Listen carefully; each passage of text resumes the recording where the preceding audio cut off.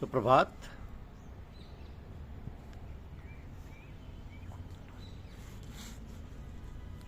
प्रिय भक्त, प्रिय भक्त, भगवान श्री कृष्ण कहते हैं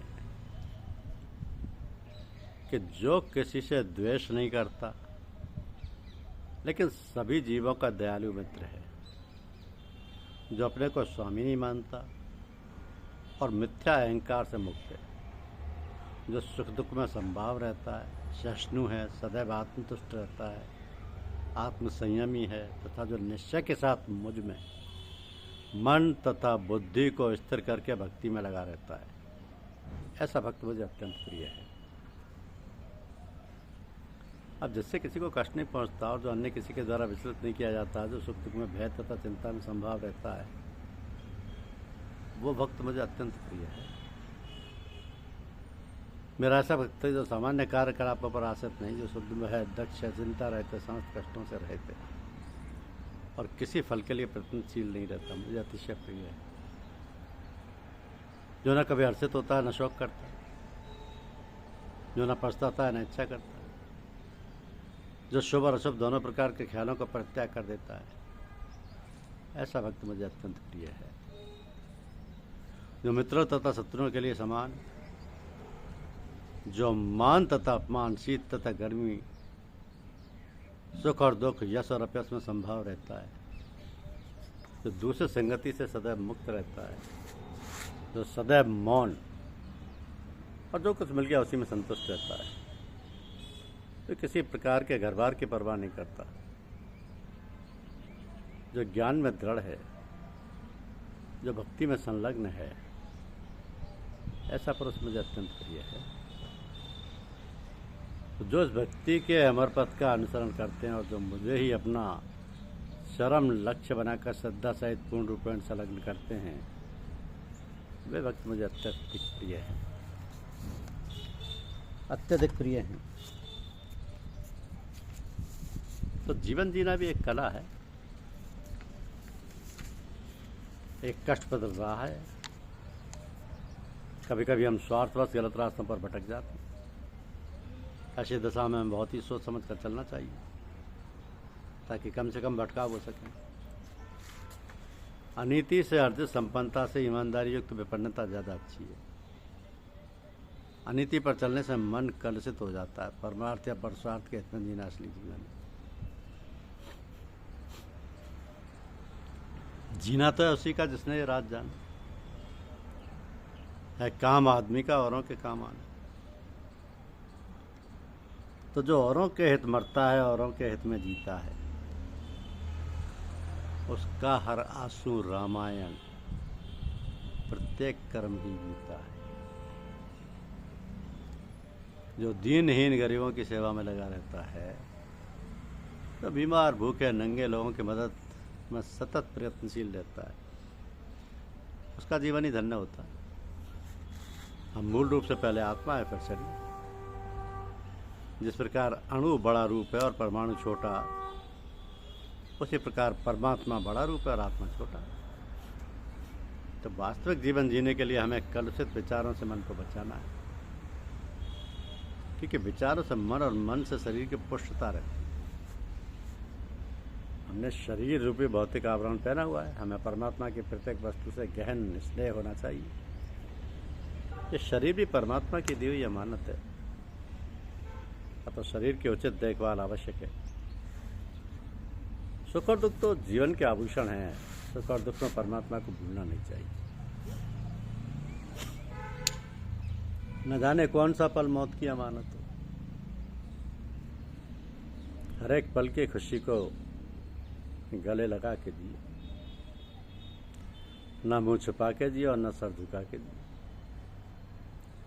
गमों का दौर भी आए तो मुस्कुरा के जिए। जब तक भौतिकता से विरक्ति का भाव नहीं अनुभव करेंगे,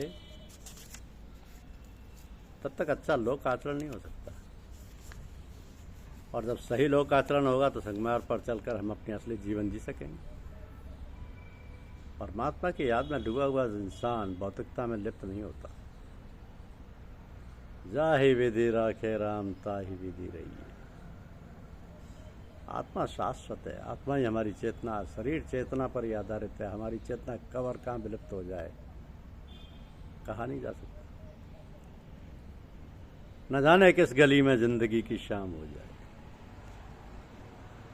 अगर हम परमात्म तत्व की अनुभूति चाहते हैं तो अच्छे कर्म द्वारा अपने स्वभाव को विशुद्ध बनाना होगा। आत्मा परमात्मा की बहुत बड़ी धरोहर व हमारी पूंजी है। तो जीवन की इस यात्रा में से तमाम विकृतियों से बचाना है। हमारी इस उपासना तभी सार्थक होगी जब हम अपनी आत्मा को कलुषित ना होने दें। सन्मार्ग पर चलने वाला साधारण से साधारण इंसान ही महामानव की श्रेणी में आता है। आत्मा की स्थिति इस तरह बताई गई है कि जल बिच कमल, कमल बिच कलियां, तापर भंवर निवासी, सोमन वस्त्र ल्योक्य भयो, सब यथा सती संन्यासी,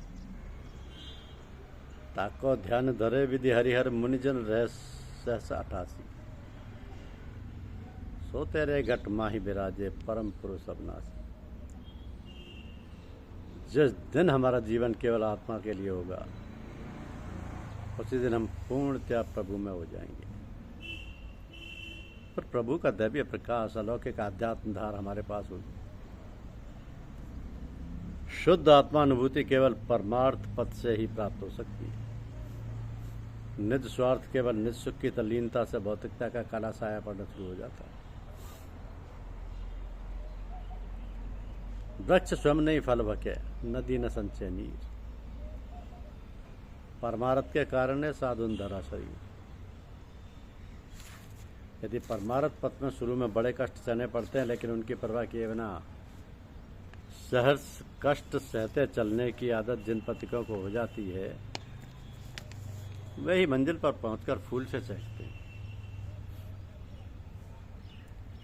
कष्ट पड़े चिंता न करो तुम, ये यूं ही आते जाते हैं।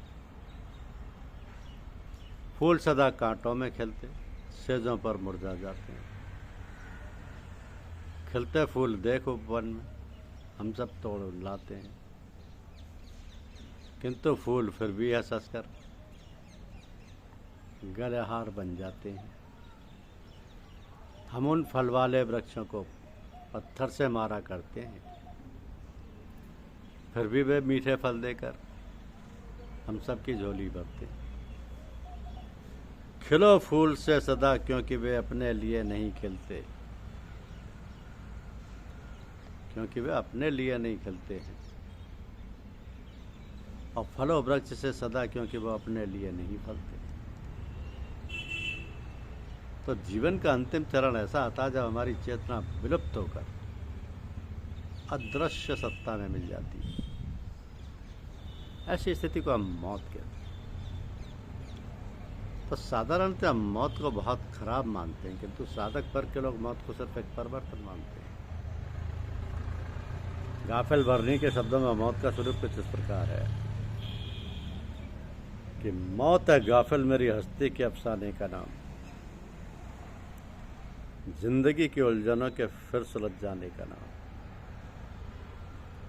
चूर हो जाता है जब मेहनत मशक्कत करके जिसमें। मौत है हस्ती के कुछ आराम फरमाने का नाम, लाजमी है नींद कुछ मुद्दत की बेदारी के बाद। मौत है हस्ती के कुछ आराम फरमाने का नाम।